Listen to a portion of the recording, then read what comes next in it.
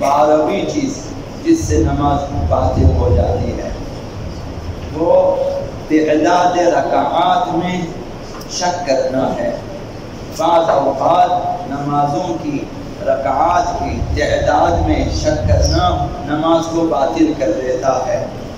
مثلا 2 رکعتی نمازیں، مثلا فجر کی نماز میں تعداد رکعات میں شک ہو، جہاں بھی ہو، کسی بھی محل پہ، یہ میری پہلی رکعت، دوسری رکعت، دوسری رکعت، تیسری رکعت، یہ شک اگر برقرار رہے تو نماز باطل ہے۔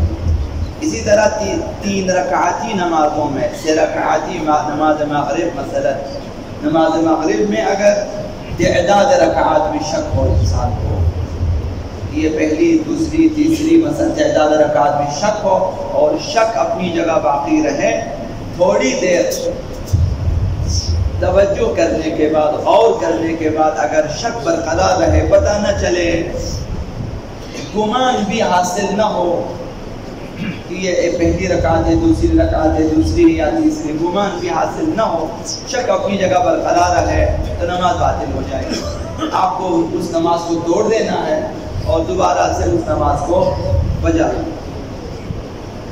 اگر 4 رکعتی نمازوں میں پہلی 2 رکعتوں میں دوسرے سجدے میں پیشانی سجدگاہ پہ رکھنے سے پہلے شک کرے، پہلی 2 رکعتوں میں، نماز ظہر، نماز عصر، نماز عشاء، 4 رکعتی نمازیں، ان میں پہلی 2 رکعتوں میں ابھی تک دوسرے سجدے میں آپ نے پیشانی سجدگاہ پہ نہیں رکھا، اس دوران شک ہو جائے، اس دوران شک ہو جائے کہ یہ کون سی رکعت ہے اور شک باقی رہے، تعداد رکعت پہلی، دوسری، دوسری، تیسری، پہلی 2 رکعتوں میں شک ہو جائے اور شک برقرار رہے تو یہاں بھی نماز باطل ہو جائے گی۔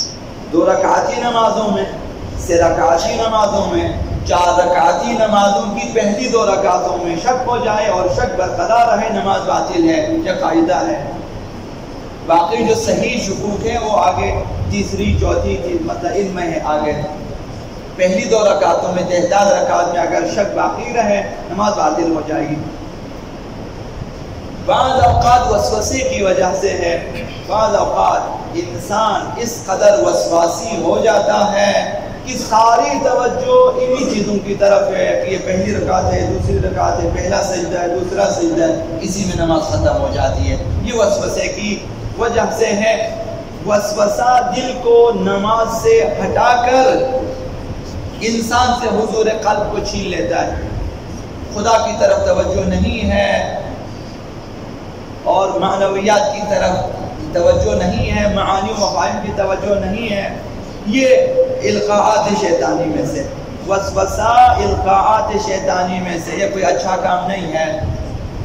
کسی بھی چیز میں وسوسہ کرنا صحیح نہیں ہے، وسوسہ نہ کریں۔ شریعت نے اتنی سختی نہیں کی آپ کے اوپر کہ آپ ذربین لگا کر دیکھیں ادھر کہیں کوئی ایسی چیز تو موجود نہیں ہے کہ کس نے آپ کہا کہ ایک چیز عرض کر دیتا ہوں آپ کی خدمت میں کہ اگر مثلا اکثر ہمارے جوانوں نے چیل حدیث امام خمینی مثلا ان کا مطالعہ کیا ہوا، اسی چیل حدیث امام خمینی میں آپ جا کر دیکھیں ائمہ اطہار کے بارے میں لکھا ہے کہ جو ہے پیروں کو تر کر کے جاتے تھے واش روم تاکہ اگر چھینٹے پڑے پتہ ہی نہ چلے، تاکہ آپ کو غسل کرنے کی ضرورت ہی نہ پڑے۔ یہ امام خمینی نے لکھا، یعنی ائمہ نے اس قدر سہولتیں، ابھی آپ کو زرابین لگا کر چیک کرنے کی ضرورت نہیں ہے کہ شلوار پہ کوئی قطرہ، کوئی ایسا پانی کی چھینٹے کوئی پڑا، یعنی اتنی دقت کی ضرورت ہی نہیں ہے۔ یقین ہو گیا نجس ہے ٹھیک ہے ورنہ پاک ہے، وسوسہ نہ کرے۔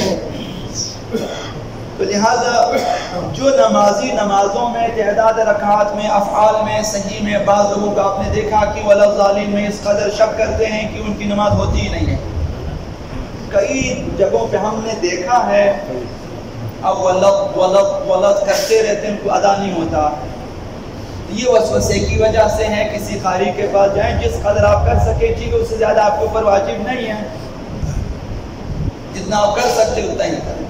تو لہٰذا اگر وسوسے میں رہیں گے تو نماز کی کثیر فیوضات سے ہم محروم رہیں گے، صرف اسی میں رہیں گے کہ یہ صحیح ہے یا غلط ہے۔ حضرت آیت اللہ سیستانی کی فرمائشات عرض کروں گا، پھر آپ کی ذہن میں تمام۔ حضرت آیت اللہ سیستانی نے فرمایا وسواسی انسان نجس چیز کو پاک کرنے میں عام انسانوں کی طرح یقین حاصل نہیں کر سکتے، یقین ہوتا ہی نہیں ہے۔ تو آپ کو معلوم ہے کہ مثالیں دی جاتی ہیں، انگلی نجس ہوگی اسے پاک کیا، پانی اوپر لگا کے ادھر پاک کر دیا، ادھر پھر آستین، پھر آگے پھر نہا لیتے ہیں پورا، یہ وسواسی ہے۔ تو فرمایا کہ اگر عام انسانوں کی طرح نجس چیز کو پاک کرے کافی ہے۔ مثلا آپ ایک عام نارمل انسان ہیں، آپ کا ہاتھ نجس ہو جائے، آپ ایک دفعہ یا دو دفعہ پانی ڈالا پاک ہو جاتا ہے۔ وسواسی انسان کو بھی چاہیے کہ آپ کو دیکھیں کہ اس کا ہاتھ اسی طرح پاک ہو جاتا ہے، میرا کیوں پاک نہیں ہوتا؟ حکم واجبی یہی ہے اس کے لیے شرعی کہ بھائی عام انسانوں کی طرح عمل کرے۔ شریعت کی نظر میں پاک اور نجس کے مسئلے میں اس حد تک زیادہ احتیاط کرنا پسندیدہ عمل نہیں ہے۔ اگر بعض لوگ سمجھتے ہیں کہ بہت پسندیدہ ہے، نہ غلط ہے، ائمہ نے مذمت کی ہے، اس قدر سختی نہ کریں اپنے اوپر پاکیزگی۔ اور تو یہ حضرت آیت اللہ سیستانی نے فرمایا انسان خواہ وسواسی و غیر وسواسی، اس عام انسانوں کے لیے بھی غیر وسواسی انسانوں کے لیے بھی اپنے بدن یا لباس یا کسی اور چیز کے بارے میں تحقیق کرے کہ وہ بدن، لباس یا وہ چیز نجس ہوئی ہے یا نہیں، ضروری نہیں ہے۔ تحقیق کرنا ضروری نہیں ہے۔ اگر آپ تحقیق کرتے رہے، بھئی آپ کی بیوی نے کپڑے دھو لیا، آپ کہیں کہ شاید ہوتا نہیں کہ نجس ہے، پھر آپ وسواسی میں ہو جائیں، پھر آپ جا کے پوچھیں، ضروری ہے۔ حتیٰ دو بھی اگر مسلمان، آپ کو پوچھنے کی ضرورت نہیں ہے کہ اس نے پاک کیا ہوگا۔ دو بھی اگر مسلمان بچی کہ آپ اس نے پاک کیا، لباس پاک ہے، اگر آپ نے بتا دیا کہ بھئی یہ لباس نجس سے احتیاط کریں، اس نے بس دھو لیا، آپ کو دیا، پاک ہے۔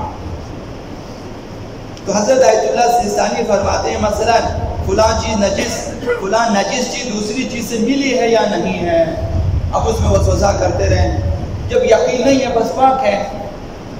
آپ کا ہاتھ نجس تھا، مثلا معمولی تر تھا، دوسرے نے ہاتھ ملایا، ابھی آپ کو اسے پتہ نہیں ہے کہ وہ ہاتھ تری لگی یا نہیں لگی، آپ شک کریں، شک نہ کریں، نہیں لگی وہ ٹھیک ہے، پاک ہے، کوئی حرج نہیں ہے۔ ان تمام امور میں شرعی حکم یہ ہے کہ پاک ہے۔ جہاں بھی آپ کو شک ہو، قاعدہ کلیہ شرعیہ یہی ہے، کل شیء طاہر حتی تعلم انہ نجس، یہ قاعدہ ہے۔ ہر چیز اس وقت تک پاک ہے جب تک آپ کو یقین نہ ہو کہ نجس ہو چکی ہے، اس وقت تک پاک ہے۔ دوسروں کے گھروں میں جا کے، دفتروں میں جا کے آپ کرسیوں میں بیٹھ کر گیلا ہاتھ لگاتے ہو، کیا پتہ پاک ہے کہ نجس ہے؟ ہر چیز پاک ہے۔ کسی کے قالین پہ آپ بیٹھ کے آپ کا پیر گیلا تھا، ہاتھ گیلا تھا، پسینہ آیا، پاک ہے۔ کسی کے گھر میں آپ سوئے، کسی مہمان خانے میں، مسافر خانے میں آپ سو گئے، اس کا بستر پاک ہے، آپ کو کیا معلوم ہے، پسینہ آیا، سب پاک ہیں۔ جب تک آپ خود چشمدید آپ کو پتہ نہ چلے کہ نجس ہے، اس وقت تک پاک ہے۔ تمام زمینیں پاک ہیں جب تک آپ کو پتہ نہ ہو کہ نجس ہے، تمام دروازے پاک ہیں جب تک آپ کو یقین نہ ہو کہ نجس ہے۔ ہمیں شک کرنے کا حکم نہیں ہے، حکم اولی پاکیزگی ہے، حکم اولی شریعت میں پاکیزگی ہے، ہر چیز پاک ہے جب تک آپ کو خود یقین نہ ہو کہ وہ چیز نجس ہے، یا وہ شخص بتا دے جس کے اختیار میں وہ چیز ہے۔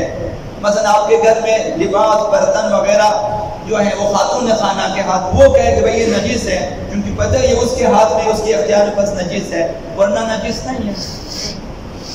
تو دو باتیں عرض کروں گا آخر میں۔ آقا امام جعفر الصادق علیہ السلام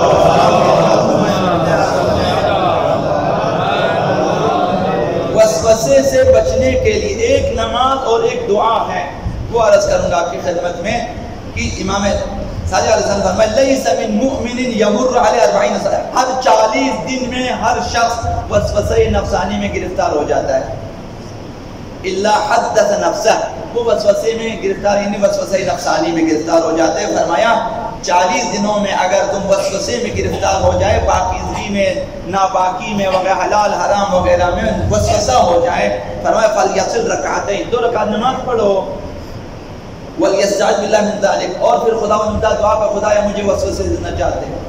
عام فجر کی نماز کی طرح 2 رکعت نماز پڑھیں، نماز حدیث نفس مثلا آپ اس کا اسی نیت سے بجا لائیں، نماز کے بعد دعا کریں خدایا مجھے وسوسے سے نجات دے، یہ ایک۔ دوسری چیز جو دعا ہے جو ہے آقا رسول خدا صلی اللہ علیہ وسلم کسی نے شکایت کی کہ اے اللہ کے رسول مجھے وسوسہ زیادہ ہو جاتا ہے تو میں کون سا ذکر پڑھوں؟ فرمایا کہ اس ذکر کو پڑھ لیا کر، عموماً اکثر کو تو یاد ہے یہ ذکر، اسی نیت سے پڑھے، توکلت علی الحی الذی لا یموت والحمد للہ الذی لم یتخذ صاحبۃ ولا ولدا ولم یکن له شریک فی الملک ولم یکن له ولی من الذل وکبرہ تکبیرا۔ اسی نیت سے پڑھا کریں، چلتے چلتے پڑھا کریں، گاڑی میں آپ پڑھا کریں، ہوٹل میں آپ، گھر میں، بستر پہ، عام حالات میں یہ چیز مثلا، اس سے انشاءاللہ العزیز وسوسے سے نجات مل جائے گی، وسوسے سے نجات ملے گی، ہماری توجہ اصل نماز کی طرف ہوگی۔